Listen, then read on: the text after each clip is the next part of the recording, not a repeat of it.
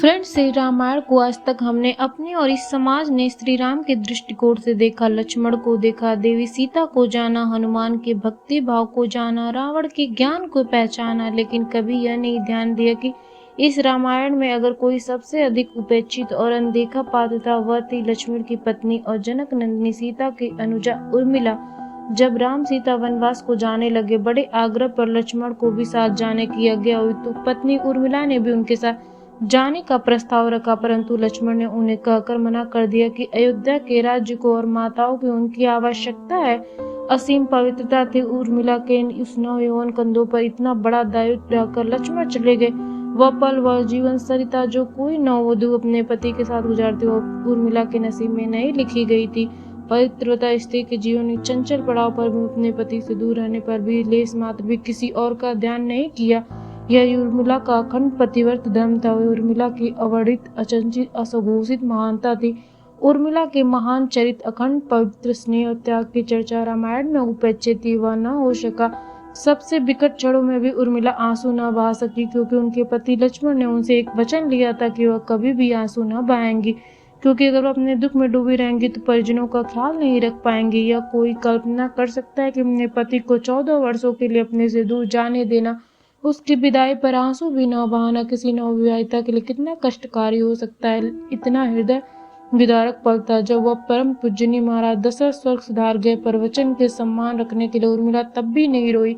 पति के लिए पिता को किया इनकार। महाराज जनक अपनी पुत्री को मायके अर्थात मिथिला ले जाना चाहते थे ताकि माँ और सखियों के सानिध्य में उर्मिला का पति वियोग का दुख कुछ कम हो सके, परंतु उर्मिला ने मिथिला जाने से सादर इनकार कर दिया, यह कहते हुए कि अब पति के परिजनों के साथ रहना और दुख में उनके साथ न छोड़ना अब उनका धर्म है। बहुत से लोग इस बात से परिचित हैं कि उनके वनवास के दौरान भाई और भाभी की सेवा करने के लक्ष्मण पूरे 14 साल तक नहीं सोए थे। उनके स्थान पर उनकी पत्नी उर्मिला दिन और रात सोती रहती थी।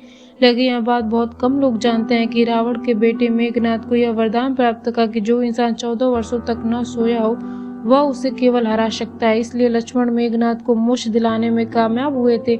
रावण के अंत और 14 वर्ष के वनवास के पश्चात जब राम और सीता लक्ष्मण वापस अयोध्या लौटे, तब राम के राज तिलक के समय लक्ष्मण जोर जोर से हंसने लगे थे। सभी को यह बात बेहद आश्चर्यजनक लगी थी कि क्या लक्ष्मण किसी का मजाक उड़ा रहे हैं। जब लक्ष्मण ने इस हंसी का कारण पूछा तो उन्होंने जो जवाब दिया, ताउम्र उन्होंने इसी घड़ी का इंतजार किया है, लेकिन आज तक यह घड़ी नहीं आई तो उन्हें निद्रा देवी का दिया गया वचन पूरा करना होगा, जो उन्होंने वनवास काल के दौरान 14 वर्ष के लिए उन्हें दिया था। लक्ष्मण ने नहीं देखा भगवान राम का राज तिलक। दरअसल निद्रा ने उनसे कहा था कि 14 वर्ष के लिए उन्हें परेशान नहीं करेंगी, उनकी पत्नी उर्मिला उनके स्थान पर सोएंगी। निद्रा देवी ने उनकी यह बात एक शर्त पर मानी थी कि जैसे वह अयोध्या लौटेंगे उर्मिला की नींद टूट जाएगी और उन्हें सोना होगा। लक्ष्मण की इस बात पर हंस रहे थे कि अब उन्हें सोना होगा और राम का राज तिलक नहीं देख पाएंगे।